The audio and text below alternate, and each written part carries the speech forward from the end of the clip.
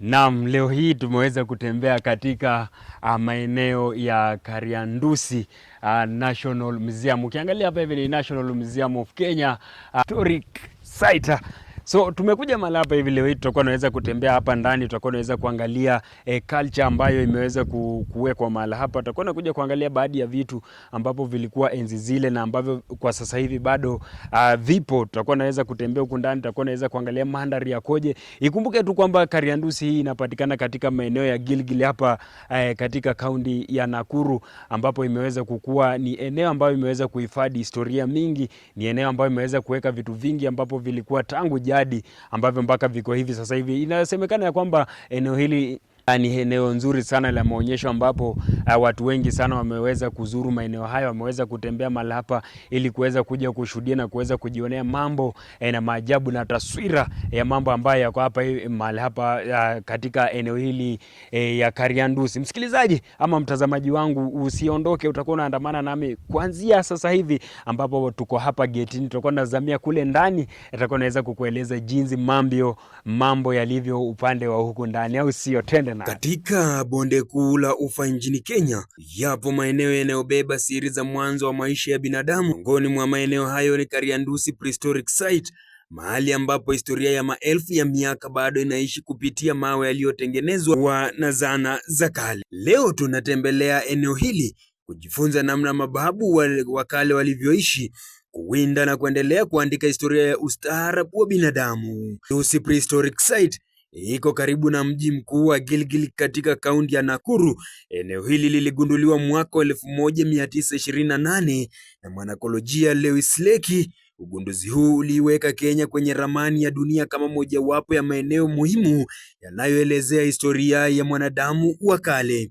Katika eneo hili, watafiti walipata mamia ya zana ya mawe zilizotumiwa na binadamu wa kale takribani miaka 7,000 hadi milioni 1 iliyopita.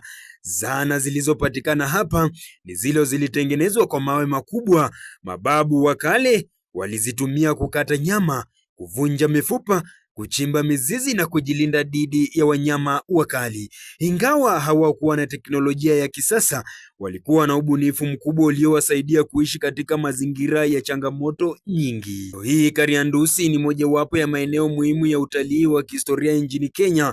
Wanafunzi, watafiti na watalii kutoka sehemu mbalimbali duniani hufika mahala pale kujifunza historia ya mwanadamu. Makumbusho yaliyopo katika eneo hili yanahifadhi zana za kale, ramani, picha na maelezo yanayowasaidia wageni kuelewa maisha ya mababu wetu. Hadi wa Kariandusi ni jukumu la kila mmoja wetu. Maeneo kama haya yanatukumbusha tulikotoka na kufundisha umuhimu wa kulinda urithi wa kihistoria wa vizazi vijavyo.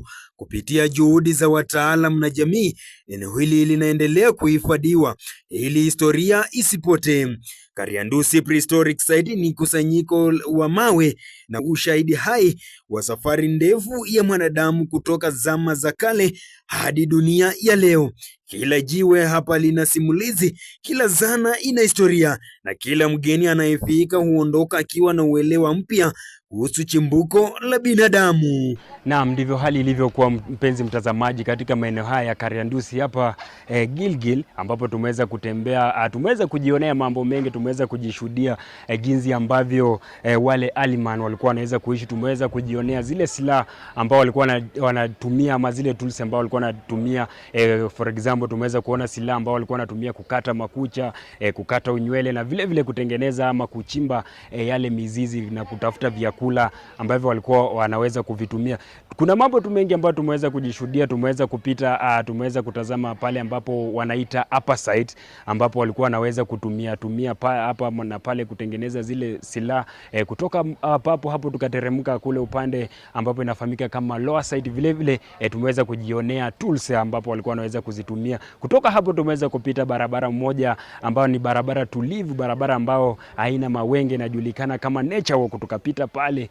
Tumekuja tukatokezea mahali ambapo inajulikana kama site, mahali ambapo ama practical site, mahali ambapo silaha hizo zinaweza kutengenezwa. Ni mambo mengi tu ambayo tumeweza kutazama, mtazamaji wetu, japo walituambia kwamba haturuhusiwi kuchukua video, lakini kuna tu baadhi ya mambo ambapo tumeweza kuchukua kwa mfumo wa picha.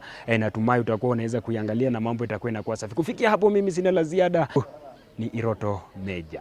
Moja ni fahari yetu, undugu ndio nguvu.